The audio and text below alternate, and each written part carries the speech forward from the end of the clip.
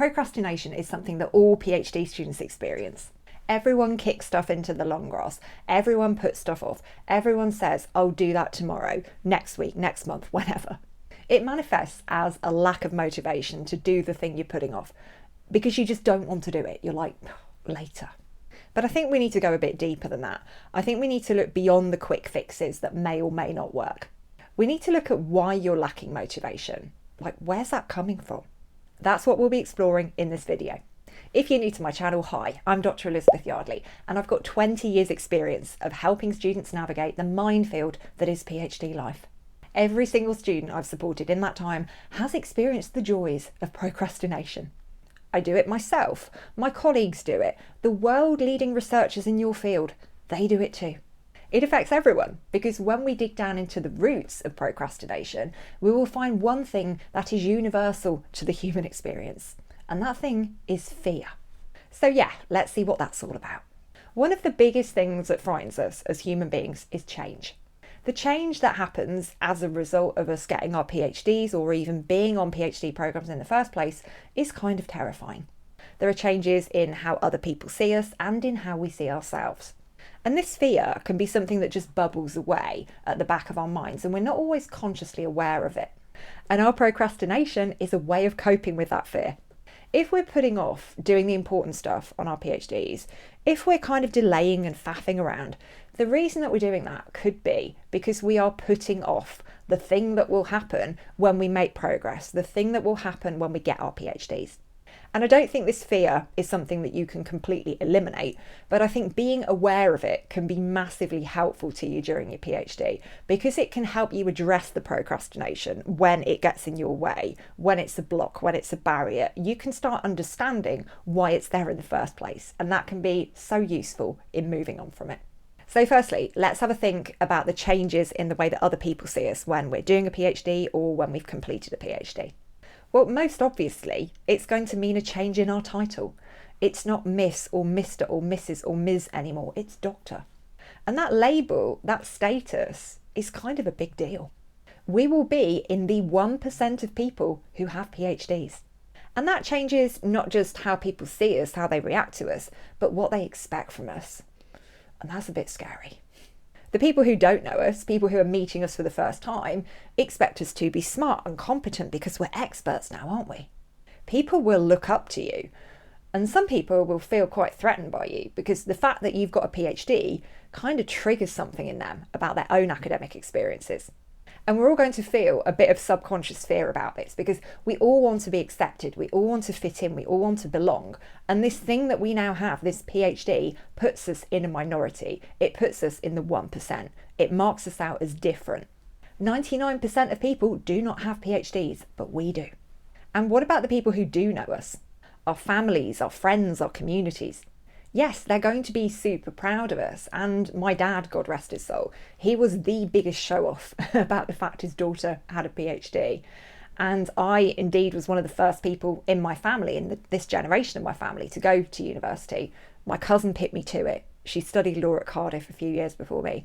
But we were still in a minority in our family. Most people in our family did not go to university, let alone go on to do anything else like get a master's or a PhD afterwards. And you getting a PhD might put you in that position as well, not just in your family or your friendship group, but in your wider community. You might already feel like a bit of an outsider if going to college, university, getting a PhD is something that is just not the norm in your community. Maybe you feel that they just don't get it. They don't actually understand what you do on a day-to-day basis. Maybe you've tried to explain it to people. Maybe they haven't really wanted to find out. Maybe you've got sick of trying to explain it. So you might feel that getting your PhD kind of cements that. It reinforces your difference from your nearest and dearest. And that might be one of those underlying reasons why you're stalling on particular elements of your thesis. I also want to talk about changes to the way that we see ourselves. Getting your PhD means the end of your status as a student. When we get our PhD, we have climbed to the top of the academic tree, collecting all of the certificates on our way up. There are no more pieces of paper to collect. We're done. We're at the top. I really loved being a student. I really loved the process of going through the academic system, of getting my A-levels, my degree, my PhD. So when I finished, I was like, oh my goodness, I don't really think I'm ready for adult life right now. And I was really young when I got my PhD. I was in my mid-20s, so that makes complete sense. But this is something that I've seen in older PhD students as well, because they're kind of holding on to that part of them that is a student. And your relationship with your supervisor can kind of feed into this as well, because I was very much the child and my supervisor was very much the parent. Now, we're getting into the psychology stuff here, and I'm not a psychologist, but one thing I found quite useful in looking at this type of thing is transactional analysis. And this is where you have three concepts: the parent, the child, and the adult.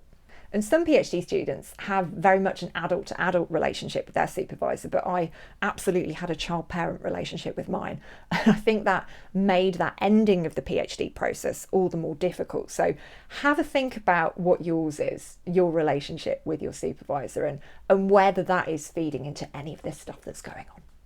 The end of my PhD meant fleeing the academic nest and standing on my own 2 feet, and that was scary as hell.